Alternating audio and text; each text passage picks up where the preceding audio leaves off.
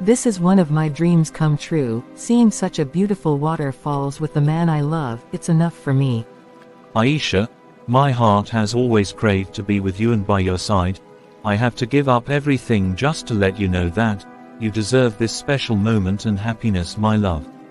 Patal, thanks for being a good friend to me, you are the best. Aisha. Yes, Dan.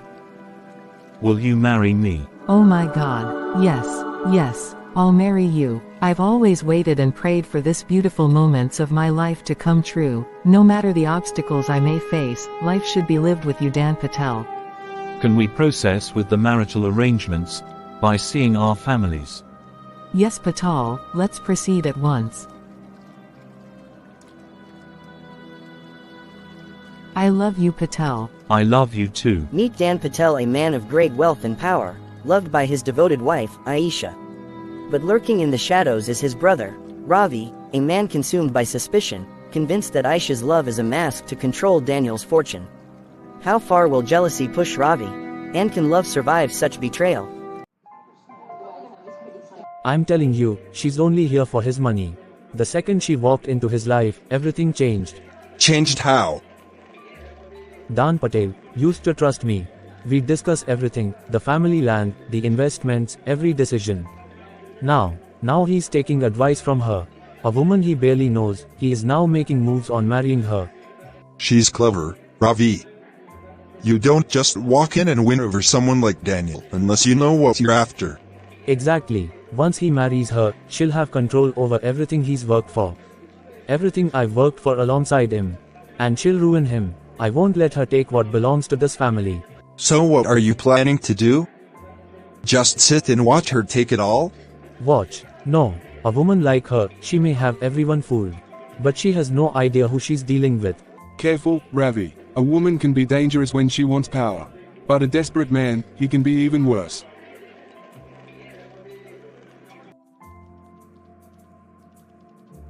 You've seemed distant lately, Dan. Is something on your mind? It's just things with Ravi. We haven't spoken in months, and when we do, it feels tense. Almost like he doesn't trust me anymore. Or maybe he doesn't trust us. I noticed him pulling away, but I thought he'd come around. He's your brother, Dan. If anyone knows your heart, it should be him. That's just it. He used to be the first one I'd turn to. But lately, all he does is question every decision I make, like he thinks I'm a stranger. Do you think it's because of me? Because we got married? Honestly, I don't know, but sometimes I feel like he believes you're, I don't know, trying to change me somehow. And he resents it. I've only ever wanted the best for you, Dan Patel. You know that. I just wanted us to build a life that's protected, a family that's safe. That's why I've asked you to lean into faith, into something stronger than all this. Are we expecting any guests? No, we are not, but let me go check. Ravi, didn't expect you tonight. Please come sit. I'll stand, thanks. Just wanted a quick word. In private, if you don't mind. Of course. I'll give you two some space. What's going on with you, Dan? You are changing, and not for the better. What does that supposed to mean? Since she came into your life, you're barely the brother I knew. You were listening to her, letting her opinion sway you on everything. She's my wife, Ravi. I trust her judgment. She only wants what's best for us, for this family. This family? You think she cares about anyone in this family besides herself? Look, Dan, she's driven a wedge between us, and that's exactly what she wanted. Asterisk. This is all in your head, Ravi. Aisha isn't trying to take anything from anyone. You're just letting your jealousy blind you. Asterisk. Jealousy. You think that's what this is? I'm your brother. I've been here since the beginning, helping you, protecting you. Now you are risking everything we built, for her. Asterisk. Ravi, you're imagining threats that aren't there. I wish you'd understand that. Ravi's face darkens, clearly realizing he won't convince Daniel. He gives a tense nod, straightening up, his eyes sharp with a hidden resolve. Fine, Daniel. You go ahead and trust her. But don't come crying to me when it all falls apart. Ravi turns and walks out without another word, leaving Daniel standing there, conflicted. As Ravi leaves, he casts a final, cold glance toward Aisha, who has been watching silently from the doorway. She meets his gaze, unflinching. We need to stay close to God, Daniel. Whatever's brewing here, it's beyond us. Yes, you are right. I know this meeting in the village is important to you, Daniel. But with everything happening between you and Ravi, are you sure it's the right time? I've thought about that too. But if I don't go, they'll think I'm avoiding them. Besides, it's not just about me, it's about our entire family's future. But I'd be lying if I said I wasn't uneasy about it. Then let's keep praying for God's protection. Sometimes, the people we trust the most have hidden intentions. And I feel like something's not right, Dan. I feel it too. Ravi's been so distant, and the things he says, it's as if he doesn't see me as his brother anymore, only as some kind of obstacle. And now, with the community land, who knows what's on his mind? Whatever's on his mind, we can't control that. But we can stay committed to our faith, Daniel. God's the only one who can protect us from what we don't see. You're right, I'll go to the village, but I'll be careful. And I won't eat or drink anything they offer, just to be safe. They wouldn't, would they? You never know, Aisha. Greed makes people do unimaginable things. We'll pray, and if anything happens, I want you to know where all our assets and properties are. Just in case. We'll pray, and no matter what, Daniel, you're coming back to me safely. They may scheme, but faith will be our shield. They join hands to pray once more, a sense of impending danger hanging in the air. Will Daniel's caution be enough to protect him from his brother's dark intentions? And how far is Ravi willing to go to claim what he believes should be his? The next scene unfolds as they face the deadly consequences of betrayal. And you're sure about this? If something goes wrong? Nothing will go wrong. He's already suspicious, but he won't refuse food from us during the land meeting. He'll trust us, as his brothers. We already prepare a food poison for him, which he cannot resist. But if his wife finds out, she's been filling his head with all this talk of prayer and protection. It's like she knows. Will Daniel survive the poison? And if he does, will he uncover the dark truth behind his own family's betrayal? The suspense thickens as we follow the wife's battle to protect her husband and the fate of their family's legacy. She can pray all she wants. Faith isn't going to save him when the poison does its job. And when he's gone, what happens then? Then we divide everything. No more begging for a share, no more watching him bask in the fortune while we live like servants. We take what's rightfully ours. After all, we are his blood brothers. And what about her? His wife? Once he's out of the way, she won't have a leg to stand on. We'll make sure she knows her place. After all, who will protect her without him? It's perfect, but are you sure this will work? She's always with him, always watching over his every step. Asterisk. She won't be there tomorrow at the land meeting. It's a village affair. Besides, she would never suspect us. To her, we're still his brothers. This is it, then. Tomorrow, everything changes. Can you see Dan Patel at the marketplace? That's good. Here comes the man of wealth and influence. Welcome to your end. Ravi pulls out a small vial and hands it to Neil, their expressions hardening as they look down at the deadly liquid. Ravi, a few drops in his food. It's all it'll take. No one will know. By the time anyone suspects, it'll be too late. While the meeting was ongoing, foods items were served to refreshed guests that came from the city. However, Dan Patel was highly entertained by his two brothers and they all eat together. Dan Patel avoided them because he knows that evil lurks within their heart. But it wasn't still enough. His brothers came prepared for him. He ate the food poisoned and slumped. The whole village gathering was in shock and great awe, hearing of the issues between wealthy Dan Patel and his brothers because his wealth and choice of wife. Were you Mrs. Aisha? Yes, doctor. Please, I received a call this morning from the hospital about my husband. Please, where can I see him, and has he regained his consciousness? Welcome, ma'am. Please, can you take your sit? Your husband has lost strength due to the strength of the chemical the food poison contained. He is in a state of recovery. After 6 hours you would be allowed to go see him, please. Oh my God. What has I done to deserve this, after all the prayers? Please, stay with me. I know they're trying to take everything you've worked for. But you're stronger than this, and God is with us. I saw darkness, and felt hands trying to pull me under. But then, I heard you praying. It was like a light, pulling me back. Asterisk. It's because we're not alone in this fight. You know what your brothers are after. They won't stop. They'll only grow bolder now that you're here, recovering. Then they don't know me. They don't know what I'm willing to do to protect you and everything we have. I'll fight back, even if it's with my last breath. As his strength slowly returns, the battle between loyalty and betrayal intensifies. Will he be able to protect his legacy and the woman he loves, or will his brother's dark intentions win? What secret plans do they have in store now that he survived the first attempt? He survived. How? We made sure he wouldn't make it back. His wife. She's been praying, watching over him like a hawk.